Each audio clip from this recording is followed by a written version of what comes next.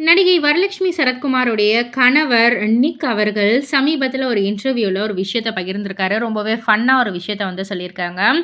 ஆ வரலட்சுமி வச்சிருக்கிற பேகெல்லாம் ஒரு பாதி வித்தாலே நான் பாகுபலி 3யே எடுக்கலாம் அப்படின்ற மாரி வந்து சொல்லியிருக்காங்க.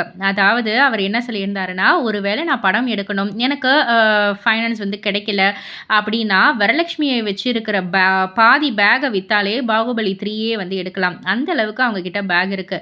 எனக்கு தெரிஞ்சு ஒரு 9,000லேருந்து 10,000 பேக் வச்சிருப்பாங்க அப்படின்னு நினைக்கிறேன். என்னுடைய வாழ்க்கையில் இருக்கும் பெண்கள நான் ரொம்பவே மிகவும் நேசிக்கிறேன்.